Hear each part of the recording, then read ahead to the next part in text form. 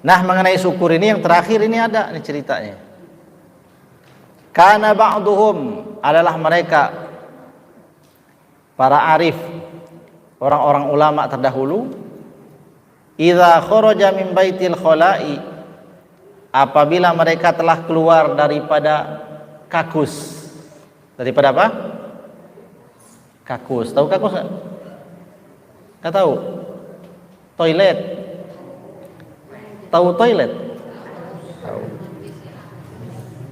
Nah, toilet atau kakus itu namanya khala. Orang-orang soleh ketika keluar dari kamar mandi yang ada tempat buang air besarnya, itu ya, itu namanya khala. Mereka ketika keluar dari kamar mandi yang ada kholanya itu, begitu keluar pintu mereka sujud syukur. Kenapa? Kenapa mereka sujud syukur? Ibu-ibu jangan ketawa. Ternyata jawabannya begini nih. Kana ba'duhum idza kharaja min baitil khala'i sajada syukran lillahi. Mereka sujud bersyukur kepada Allah. Namanya sujud syukur. Ada orang keluar dari WC tiba-tiba sujud syukur. Apa yang mereka syukuri? Syukran lillahi ta'ala haitsu sahhala lahu at-ta'ama wa dukhulahu wa khurujahu. Yang mereka syukuri sampai mereka sujud syukur orang-orang soleh setelah keluar daripada toilet tadi itu, daripada WC, mereka mensyukuri Allah Subhanahu wa taala sahhala lahu at-ta'ama. Allah telah menjadikan mereka itu mudah untuk makan. Mudah untuk makan. Ibu-ibu makan enak ya? Makan enak kan? Kalau makan enak, nggak susah masuk makanan ke perut. Ada orang itu yang diberi Allah ujian susah makan, yaitu orang-orang sakit, susah makannya. Nah, kalau orang itu mudah memasukkan makanan ke perut, itu artinya dia sehat. Itu bukan perkara yang kecil. Maka mereka sujud syukur lantaran diberikan Allah kemudahan dalam makan, memperoleh makanan dan memakan makanan itu. Itu pertama. Yang kedua, syukurnya apa? Wadukhulahu, dan Allah Subhanahu wa taala mudahkan mereka itu di dalam masuknya makanan. Jadi dia dapat makanan, Allah mudahkan. Setelah dapat makanan, ini kalau nggak bisa dimakan, untuk apa ini makanan? Ya, dikasih makanan banyak luar biasa, tapi ternyata nggak bisa makan, kan sedih itu. Nah, orangnya sudah keluar dari kamar mandi itu berarti sudah lengkap kan? Allah mudahkan ia dapat makan sehingga dia bisa punya makanan, lalu dia makan. Ketika dia makan, mudah masuk makanan ke perutnya karena dia sehat. Kemudian selanjutnya wa khurujahu, dan mereka mensyukuri mudahnya keluarnya makanan itu setelah dimakan, yaitu apa? Enggak harus pakai apa?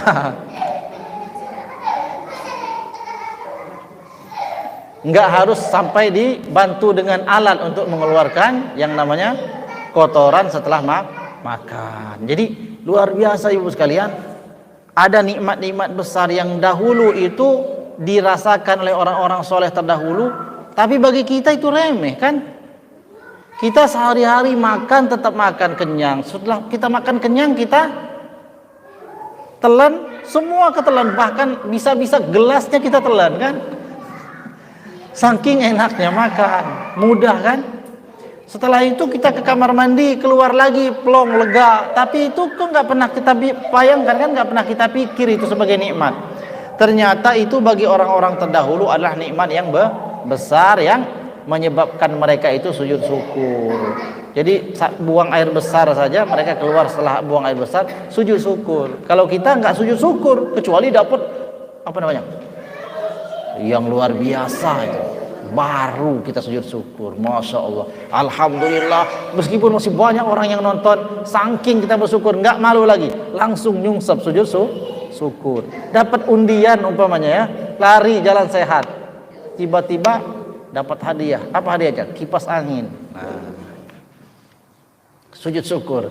Atau jalan sehat tadi itu lalu dapat kupon, ketika kuponnya diundi ternyata dapat motor. Sujud syukur, nikmat yang tiada disangka-sangka. Nah, tidak hanya itu ibu sekalian, yang patut untuk kita syukuri, bahkan mudahnya kita ini ketika buang air besar sekalipun adalah perkara besar. Bahkan itu lebih besar daripada nikmat yang menyebabkan kita pada hari-hari biasanya sujud syukur. Ibu-ibu pilih mana gitu? Kalau suruh milih, dikasih nikmat yang menyebabkan ibu-ibu ini sujud syukur, itu dikasih mobil umpamanya, atau dikasih nikmat mudah buang air besar. Bingung ibu-ibu pilih. Kalau kasih mobil bayar pajaknya. Nah, itu kan karena memang selama ini nggak ada masalah. Coba orang yang sampai berobat ke luar negeri, habis uangnya miliaran hanya karena ia ini tidak bisa buang air besar. Bagi orang itu mudah buang air besar jauh lebih mahal, lebih patut dia syukuri ketimbang diberikan mobil. Itu begitu cara mikirnya supaya kita betul syukur. Nah, selama ini kan kita nggak ada masalah, tapi tidak pernah kita pikirkan bahwa itu termasuk perkara yang patut untuk disyukuri. Jadi masih banyak betul daripada nikmat Allah Subhanahu wa taala yang belum tertanam dalam hati kita ini untuk kita syukuri. Mudah-mudahan bermanfaat. Demikian saja pembacaan kitab Al-Fawaid Al-Mukhtarah Risaliki Thariqil Akhirah yang bisa kita baca pada hari ini. Semoga bermanfaat. Semoga kita ini diberikan Allah kekuatan untuk bersyukur ketika diberikan kenikmatan, dan diberikan Allah kekuatan untuk bersabar ketika diberikan ujian. Jadi kata Nabi, ajaba li amril mu'min kullahu khair. Aku kata Nabi takjub, benar-benar takjub dengan urusannya orang mukmin itu. Itu luar biasa. Ketika diberikan nikmat mereka bersyukur, itu baik baginya. Ketika diberikan ujian berupa kesulitan dia sabar, itu baik baginya. Jadi dua-duanya baik. Yang enggak baik itu tidak syukur dan tidak sabar. Nah, orang ini Ibu sekalian, dia nggak sabar dengan ujian. Apakah karena dia tidak sabar terus ujiannya nggak jadi? Ya, coba. Ujian itu datang bagi orang yang sabar dan bagi orang yang tidak sabar. Kita sabar, ujiannya tetap begitu. Kita tidak sabar, ujiannya tetap begitu. Kalau dikasih ujian kita sabar, Allah angkat derajat kita. Derajatnya mulia. Allah beri mudah dalam keluarnya. Tapi kalau Allah kasih ujian terus kita tidak bersabar, apakah ujian itu kemudian bisa pergi cepat-cepat? Enggak, justru nambah lagi ujian yang lain, ya kan? Ujian yang lain. Dikasih Allah ujian, magicomnya rusak, ya kan? Dia sabar, ya sudah tunggu dulu. Akhirnya dia masak sajalah dengan kompor. Ujiannya cuma itu kan, rusak magicom. Coba dia nggak sabar, dikasih Allah ujian magicomnya rusak, akhirnya karena dia kesal termosnya dibanting.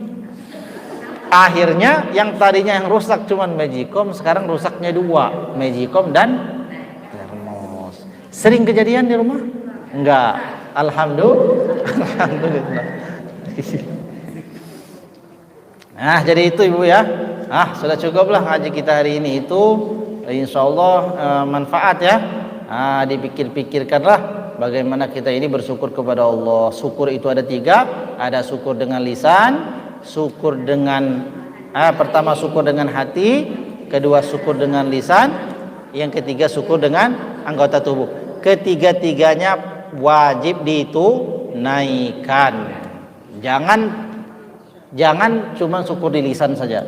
Alhamdulillah, sudah cukup tuh. Alhamdulillah. Padahal itu syukur yang paling mudah. Hati belum tentu dia syukurnya. Kemudian perbuatan belum tentu syukur. Nah, semoga Allah berikan kita kemudahan untuk mengamalkan ilmu. Amin ya rabbal alamin. Mohon maaf atas segala kesalahan dan kekurangannya. Wallahu a'lam bishawab. Wallahul muwaffiq ila aqwamit thoriq. Wassalamualaikum warahmatullahi wabarakatuh.